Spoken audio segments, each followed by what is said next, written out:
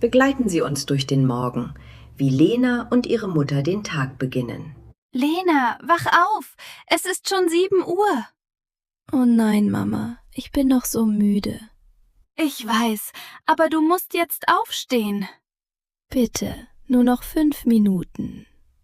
Nein, Lena, steh jetzt auf. Die Schule beginnt bald. Okay, ich komme ja schon. Geh zuerst ins Badezimmer. Ist das Frühstück schon fertig? Nein, noch nicht. Beeil dich beim Zähneputzen. Ich putze mir jetzt die Zähne.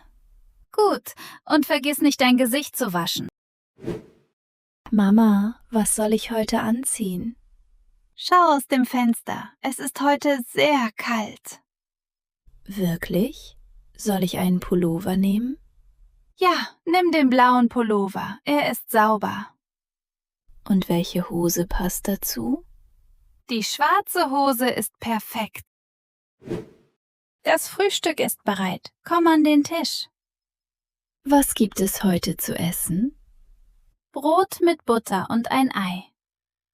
Kann ich bitte auch etwas Marmelade haben? Natürlich. Sie steht hier auf dem Tisch. Danke, Mama. Das schmeckt sehr gut. Trink auch dein Glas Milch. Aber ich mag keine Milch. Milch ist sehr gesund für dich.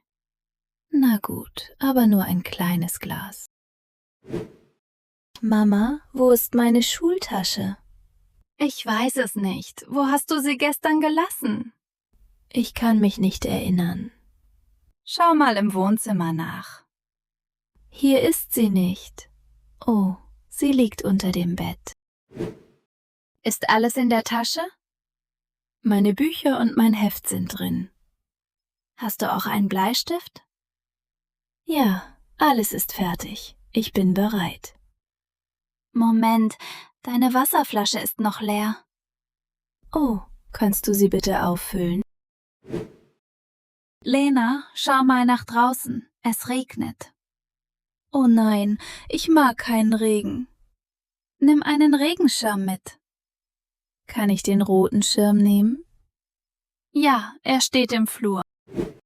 Lena, der Bus kommt in 3 Minuten. Ich kann meine Schuhe nicht finden. Sie stehen direkt an der Tür. Beeil dich. Ich habe sie. Jetzt muss ich rennen. Hier ist deine Tasche. Lauf schnell. Ich schaffe es. Tschüss, Mama.